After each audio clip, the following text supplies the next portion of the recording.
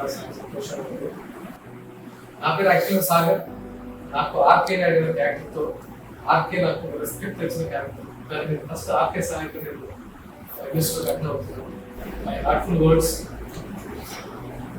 నేను కాకి చొక్కా వేసుకున్న కానిస్టేబుల్ దగ్గర నుంచి డీజీపీ గారి వరకు ఐ రెస్పెక్ట్ ఎవ్రీబడి బికాస్ ఒక్కొక్క స్టేజ్లో డిపార్ట్మెంట్లో ఒక్కొక్కరికి ఒక్కొక్క ఛాలెంజెస్ ఉంటాయి. కానిస్టేబుల్ ఛాలెంజెస్, ఏఎస్ఐ ఎస్ఐ గారు ఛాలెంజెస్, సి గారు challenges, ACP level challenges, DG లెవెల్లో ఐజీ లెవెల్లో ఛాలెంజెస్. ఇవన్నీ అందరూ ఛాలెంజెస్ ఫుల్ఫిల్ చేయాల్సింది. ఫుల్ఫిల్ చేస్తేనే సొసైటీ ఇంత ప్రశాంతంగా ఉండడం జరుగుతుంది. లేకపోతే మీరంటూ లేకపోతే సొసైటీలో ఉండేది కాదు. సో నేను ఇక్కడికి రావడం నేను ఫస్ట్ ఆఫ్ ఆల్ చాలా అదృష్టంగా ఫీల్ అవుతాను. ఎందుకంటే నేను రియల్ లైఫ్లో మీరు రియల్ లైఫ్లో డ్యూటీ మీరు చేస్తారు, నేను రియల్ లైఫ్లో యాక్టర్స్ చేస్తున్నట్టు అనిపిస్తుంది.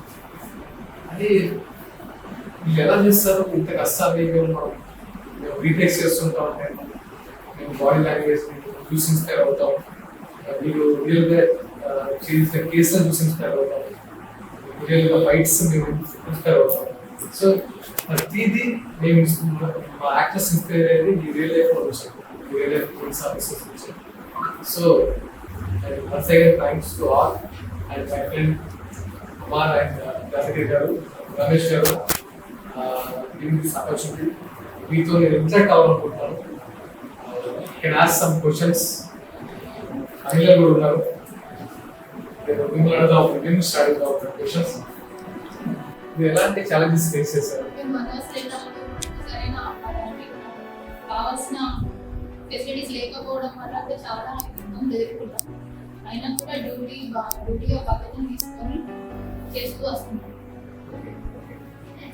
అంటే మీ హైయర్ అఫీషియల్స్ అంటే సపోర్ట్ అంతా బాగుంటుంది కదా? అంటే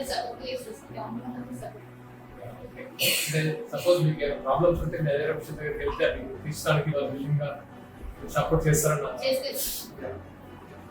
మీకు పిల్లలు ఉన్నారా? ఫ్యామిలీలో ఎలాంటి ఇబ్బందులు అంటే డ్యూటీ అంటే రెగ్యులర్ డ్యూటీ కాదు, 24/7 మీకు ఒక టైం అంటూ ఉంటుంది స్పెసిఫిక్గా. నాకు తెలిసి ఫ్యామిలీకి టైం ఇవ్వడం అనేది కొంచెం తక్కువ. ఫ్యామిలీ సపోర్ట్ ఉంది కాబట్టి మేము చేస్తున్నాం. మ్యాక్సిమం వాళ్ళ సపోర్ట్ వాళ్ళు కూడా మా డ్యూటీ పర్పస్ ఏంటంటే తెలుసుకొని మాకు సపోర్ట్ ఇస్తున్నారు కాబట్టి మేము కూడా చేయగలుగుతున్నాం. మంచి పొజిషన్ అనుకుని రీచ్ అవ్వాలని మనస్ఫూర్తిగా కోరుకుంటున్నాను. ఫ్యామిలీ బ్యాక్గ్రౌండ్ వచ్చేసి 6 మెంబర్స్ ఆడపిల్లలు. అయితే మా నాన్న అక్కడిని చదువుకోలేదు. ఏంటంటే వాళ్ళందరినీ టెలికాస్ట్ చదివించేసి ఆఫ్ చేస్తున్నారు. నన్ను మాత్రం మా అక్కలు మా నాన్నతో లాడి ఖచ్చితంగా చదవాలి, ఎవరో ఒకళ్ళు జాబ్ చేయాలి అలా చెప్పేసి అడిగి మరి వచ్చి ఒక 1 ఇయర్ టీచింగ్ చేస్తాను. యాక్చువల్లీ నేను బ్యాంక్ ఆఫీస్ నుండి ఏదో ఒకటి జాబ్ అయితే ఉండాలి కంపల్సరీ అని అప్పుడు అప్లికేషన్ రాసిన. అసలు ఉంటుంది బయట చూస్తాం కదా పోలీస్ అంటే అమ్మ అని భయం. రెస్పెక్టబుల్ జాబ్ అంటే సొసైటీ మొత్తం ఎవరు చెప్పినా సరే రెస్పెక్టబుల్ జాబ్ అంటే గ్రేట్. హెల్ప్ చేయాలన్నా ఏదంటే ఇంకేదన్నా పర్పస్ కావచ్చు, మాటల సహాయమే కావచ్చు, ఏదైనా కానీ యూనిఫామ్ లో ఉండి చేస్తే ఒకలా ఉంటుంది, బయట ఉండి చేస్తే ఒకలా ఉంటుంది. సో అంటే ఇది ఒక ఆపర్చునిటీగా ఫీల్ అవుతుంది.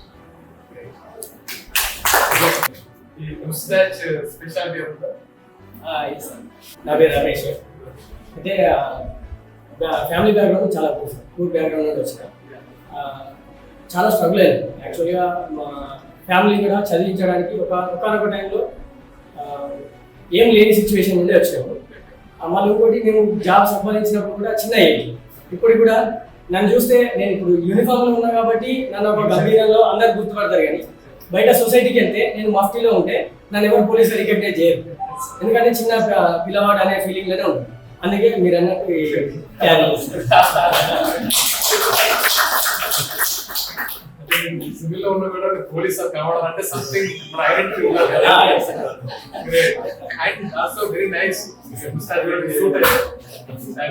బాడీ ఫిట్ బాగా మజిల్ని బాగా పంప్ చేస్తుంటున్నారు. Very handsome. యాక్చువల్గా నేను all India national player, sports authority of ఇండియాలో ట్రైన్ అయ్యాను. నా ఫీల్డ్ యాక్చువల్గా అటు స్పోర్ట్స్ ఫీల్డ్ నుంచే ఉండే. ఇక కానీ ఒకనొక టైంలో నాకు ఈ ఆపర్చునిటీ వచ్చింది. అంటే అనుకోలేదు, కాకపోతే ఆ వన్స్ అపాన్ ఏ టైం ఒక సిచ్యువేషన్ నన్ను ఈ సైడ్ మళ్ళీలా చేసింది. అది కూడా నేను ఒక మంచి ఆపర్చునిటీగా తీసుకున్నాను సార్. ఒకటి ఫస్ట్ అంతకుముందు మనం ఏదైనా కానీ ఏదైనా సపోజ్ సొసైటీలో ఏదైనా చేద్దామన్నా కానీ ఎవరికైనా హెల్ప్ చేద్దామన్నా కానీ మనల్ని ఎవరు పట్టించుకోరు. సొసైటీలో ఎవరికి ఏది చెప్పినా ఒక సామాన్య పౌరుడు ఏది చెప్పినా పట్టించుకోరు sir. As a police officer మనం బయటకు వెళ్ళినప్పుడు ఒక మనల్ని వేరే వాళ్ళు రికగ్నైజ్ చేయకపోయినా, ఇన్ కేసు యూనిఫామ్ లేకపోయినా కూడా నేను పోలీస్ అనే మాట ఒక చెప్పితే సరిపోద్ది సార్. ఆ పోలీస్ అనే మాట చెప్పి మనం ఎవరికైనా హెల్ప్ చేయొచ్చు. ఏదైనా చెప్పినా కూడా సొసైటీ మనల్ని మన మాట రికగ్నైజ్ చేస్తుంది సార్. అది నేను యూనిఫామ్ వేసినాక అది అంతకుముందు కూడా తెలుసు సార్, కానీ యూనిఫామ్ వేసినాక ఇంకా చాలా రెస్పెక్టబుల్గా అనిపించింది సార్. ఎవరికైనా నేను హెల్ప్ అయినా కానీ చేయొచ్చు సార్, చేసినాం సార్. ఇంకొకటి సార్, మా సిచ్యువేషన్లో ఒకనొక సిచ్యువేషన్లో ఫ్యామిలీకి మీరు అన్నట్టు టైం ఎక్కువ ఇవ్వలేము సార్. ఫ్యామిలీకి అయితే టైం ఇవ్వలేము, ఎందుకంటే అనుకోని సిచ్యువేషన్లో వెళ్ళిపోతుంటాం. మనం ఫ్యామిలీలో ఏదైనా పని ఉందని చెప్పి వెళ్తుంటాము, కానీ సడన్ సిచ్యువేషన్లో డ్యూటీ ఉన్నదని ఫోన్ వస్తుంది సార్. ఇక దానికి ఏం చేయలేము సార్. ఆ పనులు అన్ని పోస్ట్ పోన్ చేసేయాలి, వచ్చి మళ్ళీ డ్యూటీ చేయాల్సిందే సార్. అలాంటివి కూడా అంటే పోలీస్ ఫ్యామిలీలో ప్రతి ఒక్కరు ఫేస్ చేసే సిచ్యువేషన్ సార్. ఇన్ కేస్ మీరు అన్నట్టు కానిస్టేబుల్ నుండి డీజీపీ సార్ వరకు ప్రతి ఒక్కరు కూడా అలాంటిది సార్. ఫ్యామిలీకి అయితే టైం కేటాయించాలి. వాళ్ళకి గర్వంగా ఉంటుంది, ఆ గర్వానికి తగినట్టు బాధ కూడా వాళ్ళు కొన్ని అంచుకోవాల్సి ఉంటుంది కాబట్టి. సో ఈ సిచ్యువేషన్ ఇప్పుడు మేము అనుకుంటాము ఫ్యామిలీతోనే ఉండాలని అనుకుంటాము. అనుకునే టైంలో ఫోన్ వచ్చినప్పుడు కూడా దాన్ని ఒక రెస్పాన్సిబిలిటీగా తీసుకుంటాం సార్. ఎందుకంటే ఇన్ కేసు మాకు సడన్ గా డ్యూటీ పడ్డది అంటే అక్కడ ఏదో ఇబ్బంది ఉన్నదనే సిచ్యువేషన్ మాకు అర్థమైంది. సో ఆ ఇబ్బంది మా ఫ్యామిలీకి మేము టైం కేటాయించే టైం కన్నా సొసైటీకి ఇచ్చే టైమే మాకు చాలా ఇంపార్టెంట్ అది. సో పార్టీలో జాయిన్ అయిన రోజే తెలియకుండా ఒంటి మీద యూనిఫామ్ పడిన రోజే మీరు మీ గురించి ఆలోచన మర్చిపోతారని నా ఉద్దేశం. Yes sir. ఐ థింక్ ఎందుకంటే నేను చాలా మంది ఆఫీసర్స్ కలిసాను. సేమ్ లైక్ అంటే ఏ స్టేజ్ అయినా సరే, ఎస్ఐ అయినా సిఐ అయినా ఏ స్టేజ్ అయినా సరే, వాళ్ళు ఒంటి మీద యూనిఫామ్ పడిన వాళ్ళు సర్వీస్ ఓరియంట్లోకి వెళ్ళిపోయి వాళ్ళ లైఫ్ మర్చిపోతారు. First society, after that family, after that you. దీనికి ఒక రీజన్ ఉంది సార్. ఒకసారి మేము సెలెక్ట్ అయినాక మేము ట్రైనింగ్ ఇన్స్టిట్యూట్ లో అడుగుపెట్టిన ఫస్ట్ రోజు నుంచే మమ్మల్ని మా ట్రైనర్స్ అదే రకంగా మమ్మల్ని కంటిన్యూ చేయిస్తారు సార్. అంటే మాకు ట్రైన్ చేయించడమే మాకు ఒక 1 year లేదా 9 months పీరియడ్ ఉంటుంది సార్. ఆ పీరియడ్ లో మీరు అన్న విధంగానే మమ్మల్ని మోల్డ్ చేసేస్తారు సార్. సో అప్పటి నుంచి మాకు అది అలవాటు అయిపోతుంది. ఇక బయటకు వచ్చినాక కంప్లీట్ మేము ఒక పోలీస్ మ్యాన్ లాగా మీరు అన్న విధంగానే తెలియకుండానే అట్లా మారిపోతుంటాం. It's my personal experience share చేసుకుంటాను. when I am doing Arcane character 2009 వరకు చేశాను. గుర్తుందని నేను ఒకరోజు యూనిఫామ్ తెచ్చారు. ఫస్ట్ యూనిఫామ్ తెచ్చి కాస్ట్యూమ్ లో పెట్టారు. అప్పుడు మన జాబ్స్ మన మౌడ్ అయిపోయింది. నేనే అలా ఫీల్ అవుతాయి. ఇయర్స్ టుగెదర్ మీరు సర్వీస్ చేస్తుంటే మీకు ఎంత ధైర్యం అంటే ఆ యూనిఫామ్ వేసుకున్న ధైర్యం లోపల చాలా పెట్టిగారు. ఎవడైనా సరే అవుతున్నాడు అనే ఫీలింగ్ వస్తుందని నా అనుకుంటున్నాను. అండ్ దాని సస్పెన్షన్ వచ్చింది ఎపిసోడ్ ఉంటుంది. అది తీసేసి అంటే యూనిఫామ్ వదిలేసారు. ఆ సస్పెన్షన్ అది వదిలేసినప్పుడు నేను ఒక 1 week to 10 days నేను యూనిఫామ్ వేసుకోకూడదు. అలాగే నేను చాలా అప్సెట్ అయ్యాను. యూనిఫామ్ లేకపోతే ఏదో కనబడుతున్నాయి వాళ్ళు ఏంటి అలాంటిది. చిన్న చిన్న అంటే అఫ్కోర్స్ మీకు అలాంటి ఏమున్నాయంటే మీరు మీరు తప్పు ఉండొచ్చు, లేకపోతే అవతల తప్పు ఉండొచ్చు, లేకపోతే డిపార్ట్మెంట్ రకరకాల జరుగుతుంటాయి ఇష్యూస్. అలాంటి సందర్భంలో మీరు ఎలా ఫీల్ అవుతారు? మీ పనిష్మెంట్ ఎలా ఉంటుంది కదా. అక్కడ ఒక టైంలో ఒక పోలీస్ ఆఫీసర్ ఎప్పుడు కూడా తన లైఫ్ మొత్తం పోలీస్ ఆఫీసర్ గానే ఊహించుకుంటాడు సార్. ఒక్కసారి తన మీద యూనిఫామ్ లేదు అనే ఫీలింగ్ ఇక తను ఇక తనకు లైఫ్ లేదనే ఫీలింగ్ వెళ్ళిపోతుంది సార్. ఎందుకంటే without uniform we cannot imagine our self, అంతే సార్. అది మాకు చాలా బాగా అంటే ఊపిరి. ఎస్ సార్, ఊపిరి మీరు అన్నట్టే సార్, ఈ యూనిఫామ్ ఒక్కసారి పైన పడితే ఆటోమేటిక్ గా ఛాతీ నిలబడుతుంది sir. Proud. Body language almost thank you బాదన సిరిసిల్ల డిస్ట్రిక్ట్ ఇక్కడే సెలెక్ట్ అయ్యాను. I'm very happy. First of all నేను 2018 బ్యాచ్ కాన్స్టేబుల్ కూడా చేశాను. అండ్ మళ్ళీ తర్వాత మళ్ళీ ఎగ్జామ్ 20లో మళ్ళీ RSI. సో నా కాన్స్టేబుల్ చేసే సిచ్యువేషన్స్ ప్రతి స్ట్రగుల్ అనేది కొంచెం చాలా వరకు అయింది. చేసిన 1.5 year కావచ్చు. ఆ స్ట్రగుల్ అనేది నాకు పూర్తిగా తెలుసు. అయితే ఇక్కడ ఆఫీసర్ వచ్చినప్పుడు కూడా అది ఎందుకు జరుగుతుంది అనే విషయంలో కూడా కొంచెం అవగాహన వచ్చింది. ఎందుకంటే ఇక్కడ ఆఫీసర్ ఎవరు కూర్చున్నవాడు అంటే డ్యూటీస్ కంపల్సరీ డ్యూటీస్ అనేది చేస్తూ ఉంటారు కాబట్టి వాళ్ళకు పంపిస్తాము. నేను అంటే నన్ను డ్యూటీగా పంపించినప్పుడు నేను కూడా అనుకున్నాను, ఎప్పుడు నాకే వస్తుంది డ్యూటీ, ఎందుకు ఇబ్బంది పడుతున్నా, ఏదో సిచ్యువేషన్ లో కంపల్సరీ డ్యూటీ చేస్తాం కాబట్టి. నాకు అనిపించింది ఏంటంటే ఈ డిపార్ట్మెంట్ లో ఎవరు ఎఫిషియెంట్, మోర్ ఎఫిషియెంట్, ఎవరు ఈజీగా దాన్ని క్రాక్ చేయగలుగుతారు కేసు అని వాళ్ళకు ఈజీగా వెళ్ళిపోతుంది. అంటే వాళ్ళని ఎక్కువ టార్గెట్ చేస్తుంటారు వర్క్ మీద కాబట్టి. సో పనిచేసే వాళ్ళకే పనిచేసే వాళ్ళకి దెబ్బలు పడతాయి, పండ్లకి రాదంటారు కదా. నేను పోలీస్కి వస్తానే ఎక్స్పెక్ట్ చేయలేదు వాస్తవానికి. ఇంట్లో ఫ్యామిలీ బ్యాక్గ్రౌండ్ చూసి ఏదో చేయాలి కంపల్సరీ అనేసి ఏదో ఒకటి చేయాలనే ఫస్ట్ స్టార్ట్ అయింది. గవర్నమెంట్ జాబ్ చేయాలి. ఫస్ట్ ఆర్మీకి వెళ్దామని నా ఒపీనియన్ చాలా ఉండేది. బట్ నేను అక్కడ సెలెక్ట్ కాలేదు. మళ్ళీ సింగిల్గా ఉంటూ కాన్స్టేబుల్ జాబ్ ఉంటూ ప్రిపేర్ అయిపోతున్నాను. తర్వాత ఎస్పీఎఫ్ అని స్పెషల్ ప్రొటెక్షన్ ఫోర్స్ హైదరాబాద్లోనే డ్యూటీస్ ఉంటాయి చాలా వరకు. టెంపుల్స్ అండ్ ఇండస్ట్రీ ఏరియాస్ వాటిలో డ్యూటీ చేసుకుంటూ మళ్ళీ 20 నోటిఫికేషన్ రాగానే మళ్ళీ ప్రిపేర్ అయ్యాను. అంటే అక్కడ డ్యూటీ చేసుకుంటే చదవడం అనేది చాలా ఇబ్బంది. డ్యూటీ చేయాలి అర్థం కాలేదు, చాలా ఇబ్బంది అవుతుంది వాస్తవానికి. అప్సెట్ అయిపోయినందుకు చదువుకొని ఈ జాబ్ కొట్టడానికి ప్లాన్ చేయాలి. అది కూడా ఛాలెంజ్ చేసి జాబ్ కొట్టాను. అరే అప్సెట్ అయిపోతున్నావు, నీకు చాలా స్ట్రగుల్ ఫేస్ చేస్తావు, మళ్ళీ ఇదే కాన్స్టేబుల్ చేస్తా ఉంటే వాళ్ళు నేను కంపల్సరీ ఏదైతే మీరు అన్నారు కదా సార్ పనిష్ అనే విషయం, చాలా స్ట్రగుల్ అవుతారని అన్నాను. నాకు కొంచెం ఫిజికల్గా ఈవెంట్స్ నేను చేయగలుగుతాను, అంటే 100కి ఈజీగా 95 తెచ్చుకునేంత కెపాసిటీ ఉంది. సో ఆ కాన్ఫిడెంట్ తోటి నేను కంపల్సరీ జాబ్ కొట్టి బయటకు వెళ్తానని చెప్పేసి ఛాలెంజ్ చేసి బయటకు వెళ్తాను. ఇప్పటివరకు అయితే ఫస్ట్ మనం వెరీ హ్యాపీ. మనం ఏదైతే ఉన్నదో దాంతో సంతృప్తి పడడం వల్ల మనకి ఏది అవసరం లేదు అని ఫీలింగ్ ఉంటుంది కదా. వెరీ హ్యాపీ కాబట్టి నేను ఫర్దర్గా ఇది అట్లా అది అని నాకు చాలా అవసరం లేదు. I'm very happy. నేను చేసుకోవడానికి ఐ మీన్ జాబ్ వచ్చిన దానికి సాటిస్ఫైడ్ అండ్ నేను చేసే జాబ్కి న్యాయం చేయగలుగుతాను నా కాన్ఫిడెంట్. 20 బ్యాచ్ మీ అందరూ ఒకటే బ్యాచ్. అందరూ అంటే ఒకటే బ్యాచ్ అందరూ సార్ అయ్యారా? నాకు అంటే ఎప్పుడు మేము సినిమాల్లో అలా ఉంటుందంటే ఒక పోలీస్ ఆఫీసర్ ఎంటర్ అయినట్టు ఇలా ఉంటుంది.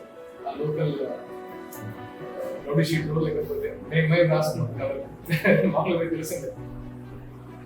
అండ్ పొలిటికల్ ప్రెజర్ మీ లైఫ్లో మీరు ఆఫీసర్స్ రావడం, ఎస్పెషల్లీ స్టేషన్ ఇన్ఛార్జ్, ఎక్కువ పొలిటికల్ ప్రెజర్ ఉంటాయి. ఎస్ఐ స్టేషన్ నుంచి ఈ పొలిటికల్ ప్రెజర్స్ ఏమైనా ఉన్నప్పుడు మీరు ఎలా దాన్ని సాల్వ్ చేయగలుగుతారు? అంటే వాళ్ళకు పొలిటికల్ ప్రెజర్ వాళ్ళకి సపోజ్ వాళ్ళ మనుషులు అంటే వాళ్ళకి ఎలా మీరు సర్వీసెట్టి మీ కేసుని ముందుకు తీసుకెళ్తారు? సపోజ్ ఒక వ్యక్తికి ఎలా న్యాయం చేయగలుగుతారు? ఉంటుంది సార్. కాకపోతే మన ఏఆర్ సివిల్ వాళ్ళకి చాలా ఉంటుంది. మా ఫ్రెండ్స్ కూడా చూస్తూ ఉంటాం. బయట సొసైటీలో ఉంటాం కాబట్టి మనం సివిలియన్స్ కి మనం ఎంతో కొంత వాళ్ళు కష్టంలో ఉంటారు కదా సార్, వాళ్ళకి హెల్ప్ చేయాలని ఉంటుంది. మీరు ఉన్నట్టయినా బయట ప్రెషర్స్ కూడా రౌడీ షీటర్స్ కానీ కూడా ఎంతో కొంత ఉంటాయి. వీటన్నిటిని బ్యాలెన్స్ చేసుకుంటూ ఫ్యామిలీ లైఫ్ బ్యాలెన్స్ చేసుకుంటూ రిలీజ్ చేస్తాం. మీరు ఎప్పుడైనా హెల్ప్ చేయాలని హెల్ప్ చేయని సిచ్యువేషన్ క్రియేట్ అయ్యి అప్పుడు మీ ప్లేస్లో మీకు ఎలాంటి ఫీలింగ్ ఉంటుంది? హెల్ప్ చేయలేకపోతున్నాను బాధ, ఎలాంటి డ్యూటీ మీద అదే పాజిటివ్ కాదు, నెగిటివ్ సైడ్ చాలా సార్లు అందరికీ ఒక ఎక్స్పీరియన్స్ ఉంటుంది, ఇప్పుడు చేయలేకపోతున్నాం చేయలేని సిచ్యువేషన్స్ క్రియేట్ అవుతాయి. అప్పుడు మీ ఆలోచన షోలో వసంత రాబర్ట్ గ్రూప్లో వినప్పుడు ఏదైనా మంటలకు సంబంధించిన జరిగిన వసంత జెన్యూనిటీ ఎలా ఉంటుందంటే ఆ ఫీలింగ్గా వసంత అక్యూజ్డ్ అయినప్పుడు కొంచెం ప్రోద్బలంతో కానీ డబ్బు ఉన్నటువంటి అహంకారంతో కావచ్చు, అంటే అంగబలం కావచ్చు, ధనబలం కావచ్చు, సందర్భాలు. బట్ మేము అక్కడ నాగాడ సిచ్యువేషన్ క్రైసిస్ అయిపోవడానికి వాళ్ళ నుంచి వచ్చే రెస్పాన్స్ ఉండి మనం ఏం చేస్తున్నామంటే అక్కడ నాగాడ ప్రొటెక్ట్ చేయాలని ఉద్దేశంతో మనం చూస్తాం. కానీ ఆ సిచ్యువేషన్ ఏమనిపిస్తుంది అంటే పోలీసులకు కావాల్సింది ఏంటంటే మా దగ్గర న్యాయం ఎవరి వైపు ఉన్నది, నలుగురు ఏ విధంగా మనం చెప్తున్నారు సపోర్ట్ చేస్తున్నది మాత్రం మనం చూడగలుగుతాం. అటువంటి ఇన్ఫెక్షన్ కనుక మనం చేయగలుగుతాం. నలుగురు చెప్పింది మాత్రం మనం వినగలుగుతాం. కానీ ఇన్నర్గా వాస్తవాన్ని కనుక మనం గ్రహించలేము. ఎందుకంటే మనకు కావాల్సిందంటే సాక్ష్యాలు కోర్టు కూడా మనం ప్రొడ్యూస్ చేసేది. నలుగురు సాక్ష్యాన్ని ప్రొడ్యూస్ చేస్తాం.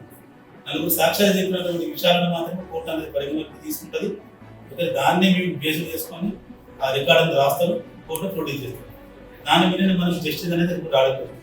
కానీ ఇన్నర్గా మనకు అక్కడ ఫీల్డ్ మీద ఉన్నప్పుడు మనం అక్కడ పోయిన సందర్భం ఏంటంటే న్యాయం చెప్పడానికి మిగతా ఎవరు రాదు.